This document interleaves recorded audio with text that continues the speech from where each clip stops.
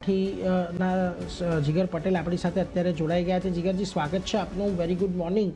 અને બજાર જુઓ, ખાસ કરીને આજના દિવસે ફરી પાછું તેજીમાં છે. છેલ્લા 2-4 દિવસથી આપણે જોઈ રહ્યા છીએ કે એક રેન્જ બાઉન્ડ કારોબાર અહીંયાથી જોવા મળ્યો છે. ગયા અઠવાડિયે પણ 24,500ના લેવલ આપણે ટેસ્ટ કર્યા, ત્યાંથી બજાર ફરી પાછું 28,800ના લેવલ ટેસ્ટ કરતું દેખાયું. એટલે એક રેન્જની અંદર બજાર ઉપર નીચે જઈ રહ્યું છે. નિફ્ટી બેંકની પણ કંઈક એવી જ પરિસ્થિતિ છે. શું રણનીતિ અહીંયાથી હવે તમે બજાર પર રાખી રહ્યા છો? સૌથી પહેલા તો એનાથી શરૂઆત કરીએ. Very good morning Neerajsingh. Overall અગર નિફ્ટીની વાત કરીએ તો જે રીતે આપણે 8 જુલાઈના 500 પોઈન્ટ્સનો ડ્રોપ જોયો તો એક્ઝેક્ટલી એ પર્ટિક્યુલર ટ્રેડિંગ રેન્જ કે કેન્ડલના શેડોમાં છેલ્લા 4 દિવસથી આપણે ટ્રેડિંગ જોઈ રહ્યા છે. First thing. અને સેકન્ડ થિંગ એ છે કે જે 20 દિવસ અને 50 દિવસની એક્સપોનેન્શિયલ છે એના ઉપર કન્ટિન્યુઅસલી આપણે સપોર્ટ લઈ રહ્યા છે છેલ્લા 3 દિવસથી, ઇન્ક્લુડિંગ અગર આજનો દિવસ પણ અગર આપણે કાઉન્ટ કરીએ તો. સો ઓવરઓલ એક્સપેક્ટેશન એ છે કે રેન્જ બાઉન્ડ ટ્રેડિંગ કન્ટિન્યુ રહેશે, બીકોઝ ડેલી બેસિસ ઉપર અગર આપણે EDX નું પ્લેસિંગ જે જોઈએ, જે આપણાને ટ્રેન્ડની સ્ટ્રેન્થનું અંદાજો આપે એ અરાઉન્ડ 11.36 છે. એટલે જ્યાં સુધી આ 20 ના ઉપર નહીં જાય ત્યાં સુધી આપણાને આવી રીતે ટ્રેડિંગ જોવા મળશે. એક રેન્જમાં રહેશે, લિમિટેડ રેન્જમાં રહેશે.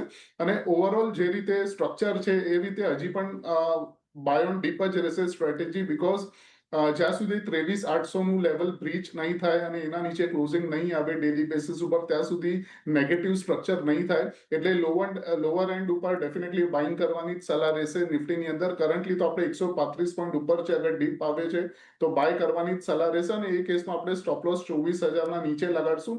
અને મોટી જે પહેલો રેઝિસ્ટન્સ છે 24,300 અને એના પછી 24,400 એ એઝ અ ટાર્ગેટ લઈને ચાલશું નિફ્ટીમાં. સિમિલર વસ્તુ આપણે બેંક નિફ્ટીમાં પણ જોઈ છે, પણ બેંક નિફ્ટીમાં સારું એ છે કે જે 8 જુલાઈની ટ્રેડિંગ રેન્જ હતી આપણે કન્ટિન્યુઅસલી એના અંદર ટ્રેડિંગ કર્યું છે 2-3 દિવસથી, બટ અગેન જોઈએ તો આજના દિવસમાં એ ટ્રેડિંગ રેન્જના બહાર જઈ રહ્યું છે. એટલે બેંક નિફ્ટીમાં થોડી સ્ટ્રેન્થ વધારે દેખાઈ રહી છે કમ્પેરેટિવલી નિફ્ટી કરતા. ઇન ટર્મ્સ ઓફ અવરલી ચાર્ટ પણ જોઈએ તો એક સારું સપોર્ટ જે એક્સપેક્ટેડ હતો ગઈકાલે 57,500 હતો, ત્યાંથી એક રિવર્સલ જોવા મળ્યું છે. એટલે આની અંદર પણ ઘટાડે ખરીદારી કરવાની સલાહ રહેશે બેંક નિફ્ટીની અંદર. અત્યારના 58,100 અપ્રોક્સિમેટ લેવલ છે, એટલે 100-200 પોઈન્ટ નીચે મળે તો બાય કરવાની સલાહ રહેશે. 57,500નો સપોર્ટ છે એટલે એ એક સ્ટોપ લોસ રહેશે.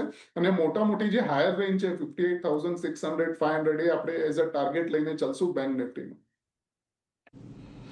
એટલે જુઓ, અહીંયાથી ખાસ કરીને બંનેમાં ઘટાડે ખરીદદારીની સલાહ, નિફ્ટી અને બેંક નિફ્ટી. ધ્યાન રાખજો, નિફ્ટીમાં અત્યારે આપણને જે ઉછાળો છે થોડોક, જો તમને 24,100ની નીચે આવતું દેખાય તો ત્યાં ખરીદી કરીને ચાલો. 24,000નો એક સ્ટોપ લોસ લગાવો. 24,300 અને 24,400 આ બે ટાર્ગેટ તમને આવતા જોવા મળી શકે છે. અને બેંક નિફ્ટીમાં પણ જો 201 પોઈન્ટનો અત્યારની પરિસ્થિતિથી ઘટાડો આવે, એટલે કે 57,800ની આજુબાજુ, 57,800 57,850ની વચ્ચે જો તમને મળે છે તો ખરીદી કરીને ચાલો. 57,500નો સ્ટોપ લોસ અને ઉપરમાં 58,600ના લક્ષ્યાંક આપણને આવતા જોવા મળી શકે છે. એટલે ઘટાડે ખરીદદારીની સલાહ અત્યારે બંને ઇન્ડાઇસીસ પર છે. નજર રાખીશું.